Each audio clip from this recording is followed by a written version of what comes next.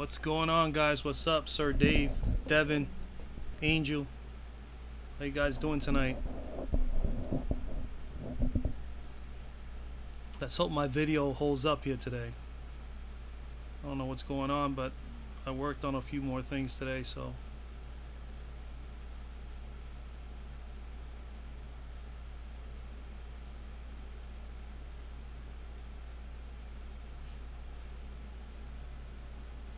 Come on now. This thing is acting up again, man. Jesus. What's up, OGov?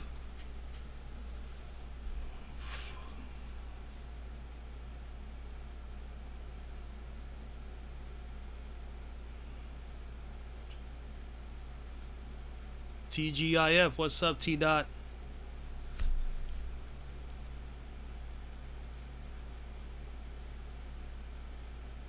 Jeez, I don't know what is going on with this thing, man. It looks like I'm gonna have to increase my speed with my internet provider. I don't know. I didn't have an issue before in all the other streams. This has been like this for 3 straight days. And I have no idea what it is. I have everything off. All the Wi-Fi's are off in the house. There shouldn't be any video output problems, but for whatever reason, I am getting them.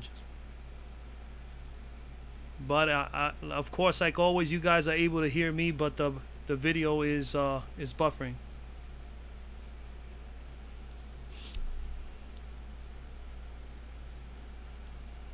What's going on, BG? What's going on, Orlando?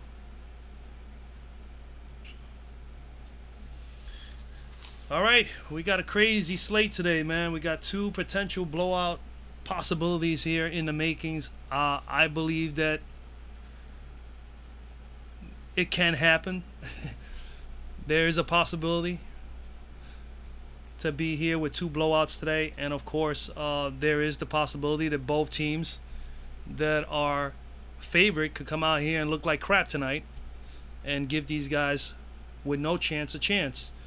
As we all know, with Chicago and Indiana, guys, these teams they've been down this road before. This has been a wacky WNBA season. You never know what you're going to get any given night, and it's going to be the same way tonight. We don't know what's going to give tonight with Indiana, and as well as in the game with Chicago and Connecticut, because Connecticut has had those issues too, where they just don't play well, you know. So we will see. But so let's just get to it, man. I mean, as I discussed earlier, I always look at the other teams. I always look to see how the teams are coming into games, especially late in the year. And Chicago obviously are having their issues in some areas, especially up front. So we know we can attack Chicago up front, at least in my opinion. Connecticut's top 3 front players in J.J. Jonquel Jones, Ogumake, and Alicia Thomas are definitely in a good spot. But then at the same time, you know, Chicago, you cannot fall asleep on any of these girls either. Cheyenne Parker, as well as Ms. Dolson, could possibly have at least a decent game. I don't think they match up well against Connecticut. So I am favoring the Connecticut front court today. I definitely like Ogumake and Alyssa Thomas. And I think as far as a game stack or a team stack in this game, I am definitely still in favor of something like maybe Courtney Williams with Alyssa Thomas, or just going with the 2 front court girls in Ogumake and Alyssa Thomas. Something tells me that Chicago will keep this kind of, you know, respectable for a little while. So I think there's going to be enough time for Ms. Thomas as well as Ms. Ogumake to have a great game, or as well as either Jasmine Thomas or Courtney Williams. Like I said, in the backcourt, I kind of like Courtney Williams a little more tonight. And looking at it a little bit further, she rebounds a little bit more. She does a few things a little bit better than Jasmine does. So I kind of am in favor of her, you know. Drawing up some, you know, and as far as Connecticut and Chicago, for me up front, like I said, Courtney in the backcourt, I like Courtney Williams. I also like Diamond DeShields in this game. I kind of like more if I feel that if you're gonna go with somebody in the backcourt for Chicago in this game, remember Connecticut is really, really tough defending guards.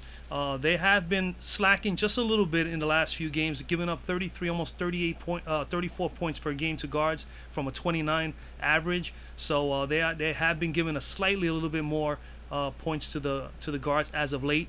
And this is definitely a tough, pair of guards to definitely slow down, but I think they can do it. And if you're gonna go and target Chicago guards, I definitely will probably prefer to just pay up for Vandersloot. I think Allie Quigley, just simply because she's more of a pure shooter, is definitely in a tough spot. So I definitely like Vandersloot, who brings a lot more to the table. Not only scoring, she can hit. She can pass the ball well. She facilitates well, and of course she's a decent defender as far as steals and also making the game, putting the pace up on the game. She's really good at that as well. And other than that, I really like Diamond DeShields. She usually plays the 3 and sometimes the 2, but mostly 3. And I think she matches up well with Jonquel Jones as far as speed and all that is concerned. So that should be a fairly decent matchup. I think she has a shot to be very, very sneaky here today. Like her a little bit more than Allie Quigley. So if I'm thinking front court, I'm thinking Vandersloot or DeShields. And then when it comes to Connecticut, I kind of like Courtney Williams more today. And I think she's my favorite play here in this actual matchup between Connecticut and Chicago in the backcourt. I like Courtney Williams the best. And then when it comes down, a really, really sneaky play also today, I got Gabby as one of my main sneaky plays today. Gabby Williams could possibly be a very surprise here. If this is really close. Not only that, I mean, these teams both pace up the game. They like to really run up and down the court. And I can just see where Gabby Williams fits in well with that mode. And I think that she may have possibly a very, very nice game here. So watch out for Gabby Williams. Miss Strickland obviously is in play. Miss Clarendon, Miss Copper, even Laney and Banham, simply because if this game does get out of control, one of those girls is going to come through and put in some minutes. I like Copper the best, obviously, out of all 4 or 5. Strickland is definitely in play. She shoots about 40, almost 50% from 3. So she is definitely someone to consider. Let me see here. 3-point shooting percentage. Yeah, so Miss Strickland shoots 42% from 3. Excuse me, not 42. Yeah, 42% from 3. She's in the top 5 out of the shooters here today. So I mean, someone definitely to consider. In the Indiana Phoenix game, this is a tricky game, man. Because I'd be honest with you, but Taurasi and Bonner are both in play. I like Bonner again today more than Taurasi. She just brings a lot more to the table. Taurasi sometimes, she gets a little bit too physical and she ends up getting in foul trouble. I think Bonner's a little bit more better at controlling herself as far as getting into fouls. And so I like Bonner the best here. She brings the 3-point shot as well. Not better than Taurasi, but she is at least effective. And she also brings a number of things, Ms. Bonner. I like the points also as well from Ms. Bonner. DeWanna Bonner puts in about 16 a game. And she shoots 45% from the floor, and she takes 5 threes a game and shooting at 30%, a little low, but still nonetheless not bad. And she's also a pretty good free throw shooter. And then she rebounds. She puts about 7 rebounds a game. And when it comes to the rebounding here, Griner, Bonner, and then you automatically have Miss Achanwa as well as Candice Dupree. They're all right there getting about 6 or 7 rebounds a game. So you could easily go with Achanwa and Dupree as a team stack in that game. And you should be okay. You should be okay, even if Phoenix actually pulls away from this game, So, so I'm in favor of Bonner in the backcourt. I definitely love Victoria Vivians today. I think she could have a big game. Not only that, she has a lot of upside, more upside than Mitchell and Wheeler, at least in my opinion. And then when you come down here a bit lower, you got Talbert, who's been playing really well, getting massive minutes. But she's been sharing those minutes with Brianne January. So I think January is also in play. She is a few $100s cheaper, and she's starting to get more minutes now. I think she's getting close to about 30 minutes a game. If I last looked, yeah, she got 36 and 37 in the last 2 games. So, I mean, that is pretty darn good for Miss January. So I think January's in play. Pondexter a little bit cheaper.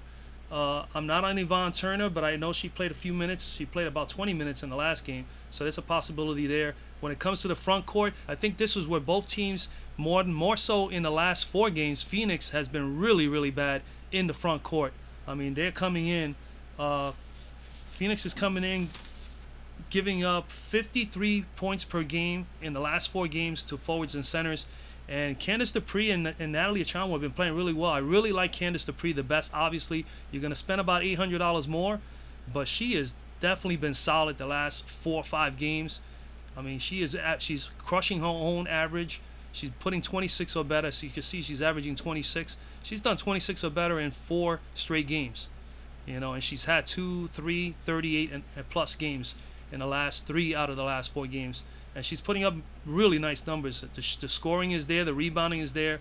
You know, she's dishing a few balls. I really do like her quite a bit today. So Candice Dupree for me, here in this matchup, you can easily take Dupree and take the backcourt of Taurasi and had them 2 girls together, or take Dupree with Bonner, and that's not a bad way to start with this particular game here. And I'm all for going with Dupree and Achonwa and playing them both as a team stack in this matchup.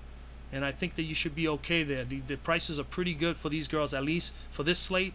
You know, the prices are always going to be a little crazy here on FanDuel, but it's a 2-game slate, and I can see where Dupree and Achonwa will do okay here for us.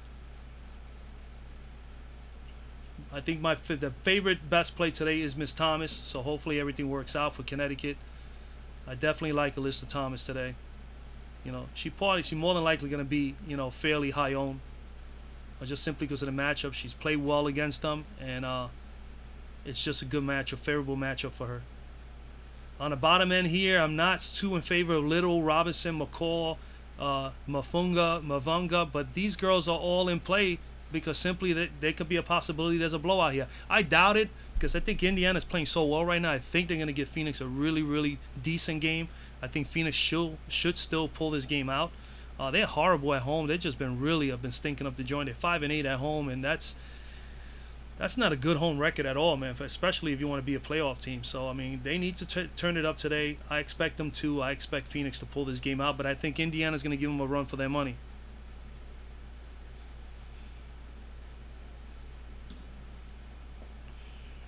All right, let's see what we got. Yes, sir, Dave, I saw that. I think my oldest son told me the same thing the other day. He said, just drop the resolution to 720. I got to do that because, I mean, I don't know what's going on. It's either that or I'm going to call my service provider for my internet and just up my internet speed even more. I think I'm at 100 over 100. I need to probably go to 200 or more. You know, it's going to cost me a little bit more a month, but hey, you know what? If it's going to give me good 1080p resolution for you guys, I'll do that. But I know I can definitely go to 720. My son said if you put it to 720, you should not have an issue. So I'll definitely do that. Oh, Gov, how I feel about Vivians tonight. I definitely love Victoria Vivians tonight. I love her upside. I think the matchup is a good matchup for her. You know, against Phoenix. Phoenix has had their trouble giving up. Phoenix has given up 41 points per game to guards over the last 4 or 5 games on average, and that's pretty darn bad. From an average of 33.5, they have been giving up literally about 7 or 8 more points per game to guards in the last few games. And even though these two teams played twice, like I told you guys in the early video, we had Indiana only put 31 fantasy points in the second game. They did put 37. 6 more better in the first game. So they have the potential. If they put up a 37 against this team before, as far as guards are concerned, I think they can definitely do it again. So yeah, I think Vivians, even though she plays the 3, but she is labeled here on FanDuel as a guard. So I think that she's definitely in play. Yeah, Vivians I like. Pondexter could be heavily owned. I mean, she's playing good minutes, but she hasn't looked that good as of late. You know, Cappy Pondexter. So, I mean, I'm not too high on her today. If anything here, I like the Phoenix guard better. I like Brianne January or Ms. Talbot more than I like Pondexter. But Pondexter isn't. Listen, they need to get points and they need to get results and help from somebody in the backcourt. And this is the game that they can do that in because, I mean, Phoenix, like I said, been giving up 41 points per game as of late to guards. And, of course, Ms. Taurasi is having her issues as of late. You know, she's letting her emotions get a little bit of her, and she's putting herself always in foul trouble and in positions that she shouldn't be. But, if they know they need this game, especially after they lost the other night to Washington. And Taurasi Bonner and Griner. Griner had a masterful game, and they still lost the game by 1 point. That is definitely something to be concerned about when you have your top three dogs come through and you still can't win a game. So no matter how close it was a 1 point loss. It's still a loss. So I expect them to bounce back today. I mean, they're a horrible home team, but we'll see what happens. If I like anybody in Phoenix, Griner is the best bet, hands down. Griner's the best bet and the best play for Phoenix today. Other than Griner, I really like Dewana Bonner, but of course Taurasi is in play again. I just like Bonner a little bit better in this matchup. I like to see her. She's a little quick. She plays the 3. She plays the 4 spot. She can play anywhere, but she mainly been playing 3 and 4 Bonner. And I can see where this matchup here up front with Dupree and Achanwa, and then knowing that you got Robinson or Camille Little coming out, and Camille Little I think the majority of the time starts. So I mean, yeah, I just don't see it. I just don't see how they'll be able to stop Bonner. I think Bonner and Griner should be in a very good spot today. In the backcourt, a little different. They got a couple of athletic girls back there, so maybe Erica Wheeler and all that could give Taurasi some problems.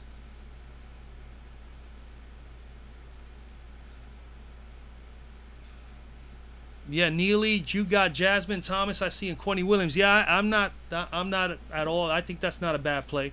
You can go that way. I can see that happening. I kind of don't feel like if you go with Jasmine Thomas, and Courtney Williams, you're definitely gonna need at least 2 value plays somewhere to be able to squeeze them in at 7,000 and 7,200 and 7,000. If I am gonna go with one of the 2 girls today, I kind of in favor of Courtney Williams today. I think the up-tempo style, the pace, I think it's just perfect for Courtney Williams to keep up with Diamond DeShields.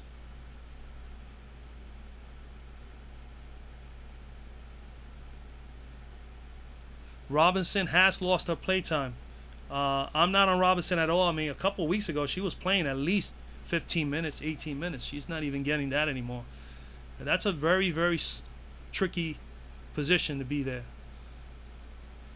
Just to keep in mind here, let me just let you guys know also, on the Connecticut-Chicago side, okay, both of these teams, as you can see here against their opponents, Chicago and Connecticut both are giving up 35%. They're pretty much the same. They're giving up 35% shooting to 3-point shooting teams. So they are in a position where they could definitely capitalize against each other because they've been having trouble with the 3-pointers all year, and both teams shoot 36% from 3. So go figure. So you figure Strickland is in play, who shoots 42% from 3-point range and takes about 4 shots a game. You got Jonquel Jones in play at 41.8%. You can round that off to 42% shooting from 3, and she takes about 3 3-pointers per game. And then you definitely got Quigley in play, Vandersloot in play. Quigley's at 43, almost 44% shooting from 3, and she takes about 5.5, nearly 6 threes per game. And then you also have Vandersloot, who shoots 40% from 3 and takes 4 threes per game. And then you got a couple of girls within both teams that shoot at that 30% range, and once in a while takes a few shots, like Morgan Tuck takes about 2 a game, and she's hitting at a 38% clip. Jasmine Thomas takes 4.5 shots a game, and she is the lowest percentage shooter of 3 in this matchup today, shooting 32%. Not saying that she's not a better play. I just think that if you're looking and seeing here that both teams could score, they show you shoot usually 36% per game, and they actually are giving up 35 to opponents. We're going to see some opportunities for 3s today. So those are the girls you should keep in mind: Quigley, Strickland, Jonquel Jones, Miss Vandersloot, and then if you want the lower tier girls, Tucker Copper takes about 2 a game, and Jasmine Thomas takes about 4.5. You can take the biggest risk with her because she can not only score from the floor, but as you can see, she can shoot 32% from 3 as well. So that's something that I took out of doing my little due diligence, is that both teams do struggle against their opponents defending the 3. All right.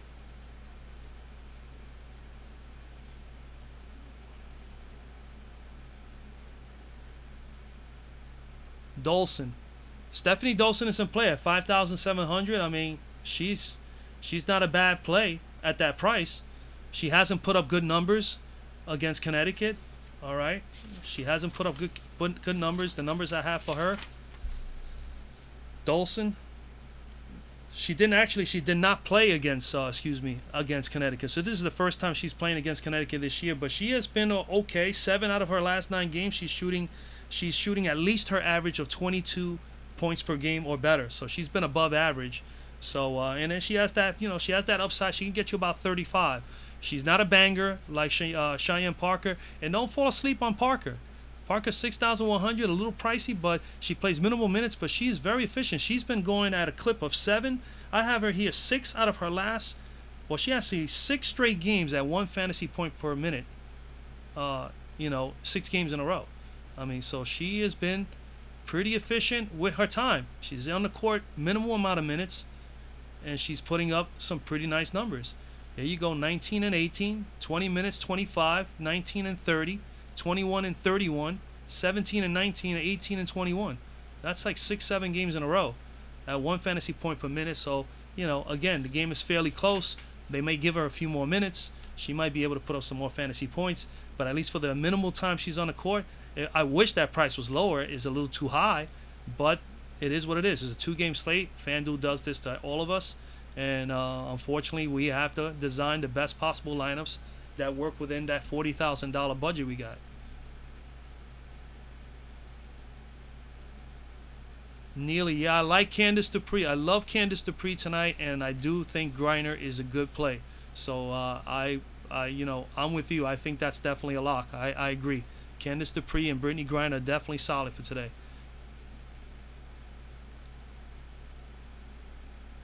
Yeah, Robinson. Yeah, Kick's good. Yeah, I mean, I would fade her. If anything, if you want to go with anybody low in this slate, it's going to be really, really tough. I don't see a lot of value in the forward spot in this slate. And if you're going to go really low here, you got to hope, you got to definitely bet and take a gamble that one of the games is going to be lopsided. So a very possible play here, 3,400, maybe Miss Coates. You still have Camille Little at 3,600. As far as a budget play in this case, 3,600.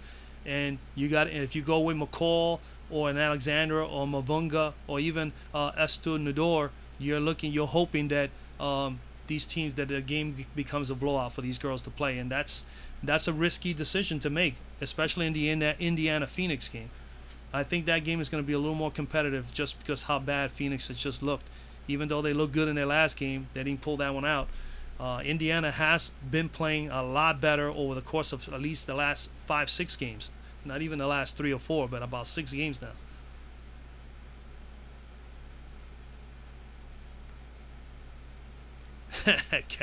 Kathy the Brick Shot Pondexter. Yeah, she chucks the ball quite a bit, on some really awkward shots.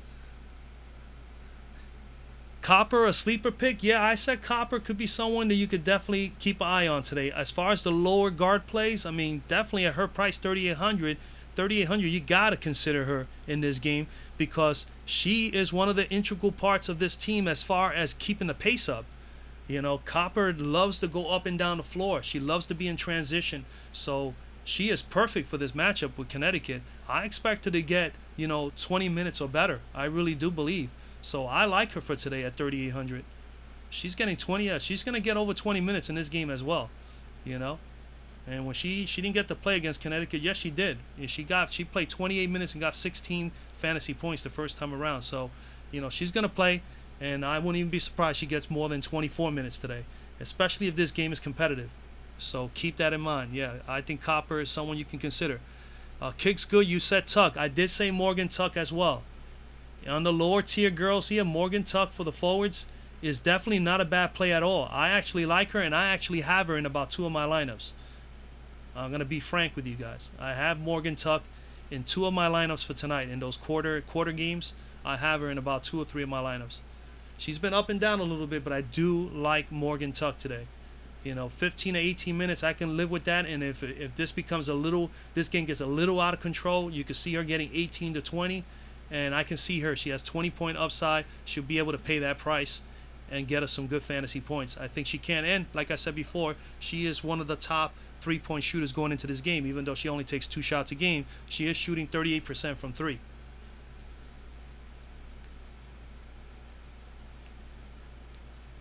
Sir Dave, yeah, McBride. You're not the only one, and I yesterday I told you guys I was all over McBride, and man, it ended up being a tough game for her, and it's a big surprise. But then again, that I wouldn't say big surprise because it doesn't surprise me in the WNBA this year that a star player can have a bad game. It happens, but she normally doesn't have bad games, so I'm not mad at her. I'm all over her again. The next time I believe she's in a good matchup, she should have had a great game, but Minnesota definitely did play her well, and that got her to get the ball off her hands, and she really needed to get the other players involved, and it wasn't enough. It wasn't enough for Las Vegas yesterday. Minnesota looked very, very good.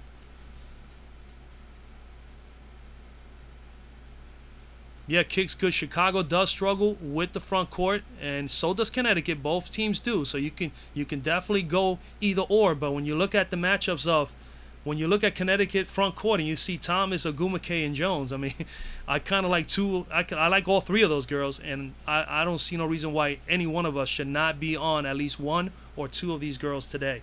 I don't see no reason why. I love Alyssa Thomas today, and I definitely still like Jonquel Jones again today as well. Playing minimal minutes and smashing one fantasy point per minute. Her and Cheyenne Parker have both been just crazy this year. I mean, they're not even a bad two plays together, because they're getting minimal minutes on the court, and they both have been putting up more than one fantasy point per minute over the course of several games. So I like them two girls. I am definitely on Jonquel Jones.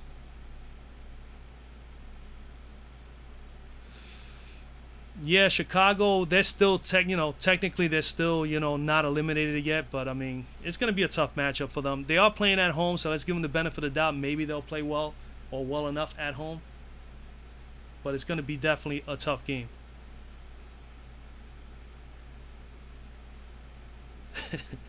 Does Angel Robinson smell the court at all today?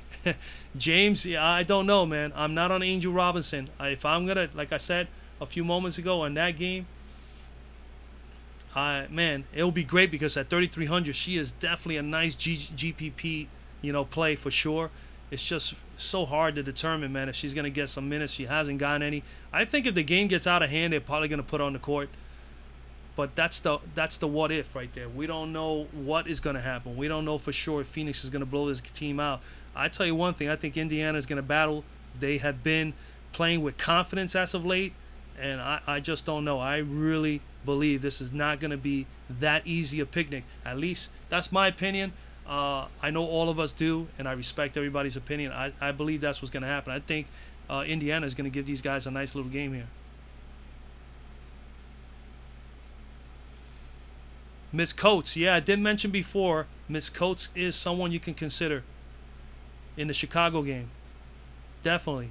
In the lower tier here, if you're not on Parker or Dawson, definitely consider Tuck or Coates. And if anybody's taking any of these girls up here and you're loading up with one or two studs over here, you're definitely gonna need a value play. You're gonna need one of these girls down here. You're gonna need either Strickland at 4,200, Miss Clarendon 41, Copper at 38, maybe even Laney. I'm not on those girls. I think Strickland is someone you can consider for sure. Gabby Williams for sure. I think she could be I already said that she's my sneaky play today. And then Kalia Copper is definitely in play at 3,800, and with her wanting to play that pace game and playing a team that loves the pace as well in Connecticut, it's going to be very interesting. I think she can have a fairly decent game. I think that's a good guard play there. And then as far as forward, definitely Tuck and Miss Coates. I can't see anybody else here. Maybe S2 Nador, maybe. She did play the first time around, so she may be someone who might just pop out there, especially if Chicago's having issues. If they get into foul problems, let's say they bring out Coates, she hasn't been playing anything. I mean, it's really a scary play, but she did play against Connecticut way back at the beginning of the year, put up a 12 spot in 22 minutes. So you never know. If they have an issue up front with Cheyenne Parker or Miss Dawson, I think Cheyenne Parker is more the one that's more prone to fouls. Maybe not so much Dawson because she's not a banger. So I still see Coates as the one that's coming in off the bench and is going to get the quality time. But you never know. So just keep that in mind. Nador did play against this team before and got some time. Yeah, I probably am, Randy. I see what you just wrote about Tiffany Mitchell. Yeah, I mean, I don't know, man. I haven't been feeling Tiffany Mitchell for a while, since like the first month and a half. I think now for a good month or so, I have not been playing Tiffany Mitchell at all. She could possibly be a play here. That's the whole thing. Indiana has so many guards. She's playing, subpar minutes. These are good minutes. 8 to 22 in the last few games. Got 12 and 14.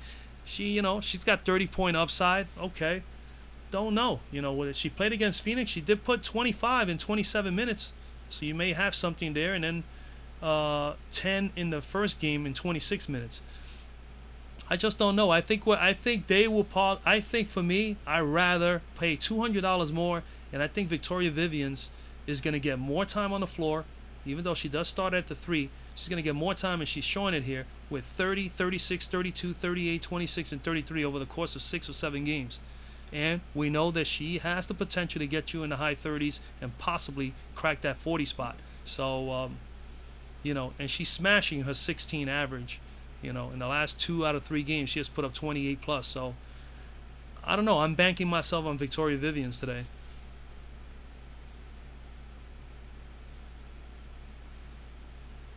And Victoria Vivians is another one that shoots fairly well from 3. All right. So let's go back over here to the 3-point percentage shooting. And there she goes. She shoots 41% and shoots about almost 5 threes a game. So that's another reason why I said to myself, I'm looking at her. As you can see, all this green here, she plays 25 minutes. She shoots about 7 shots a game, shooting 41% from the floor. She takes about almost 5 threes a game and shoots almost at 42%, at 41.6%. And she's an excellent free throw shooter. So don't foul her because she's going to hit every basket. All right, 96% is like, she misses 1 shot in like every, 10 shots. So she's pretty good there as well.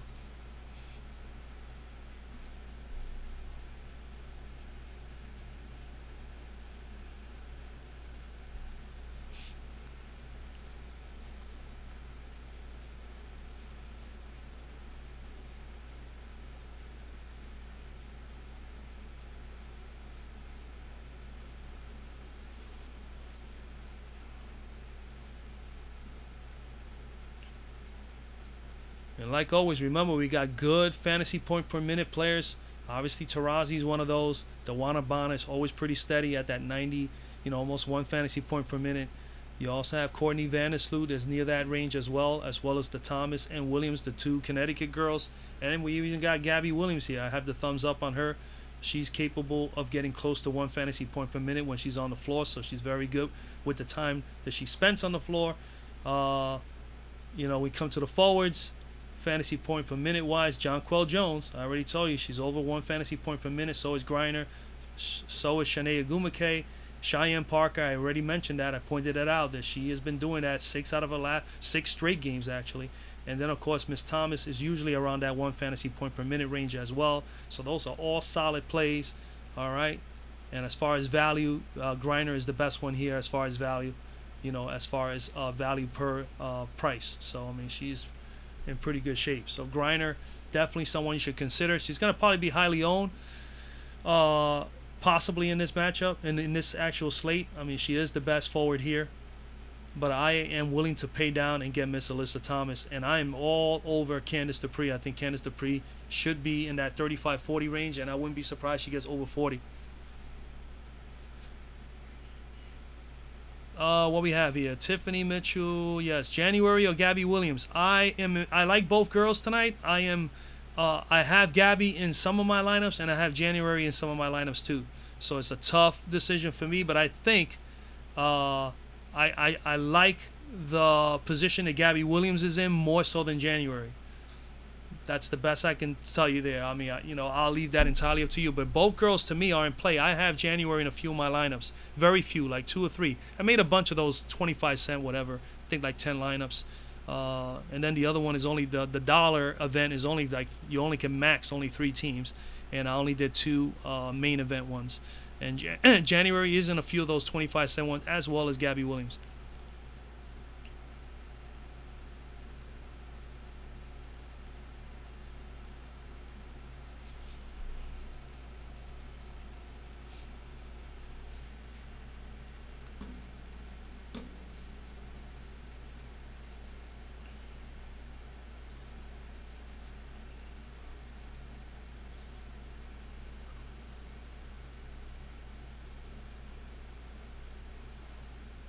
Another thing to point out, Phoenix is definitely, obviously we all know Phoenix, our offensive game is revolved around a three-point shot, and they shoot about 35% from there.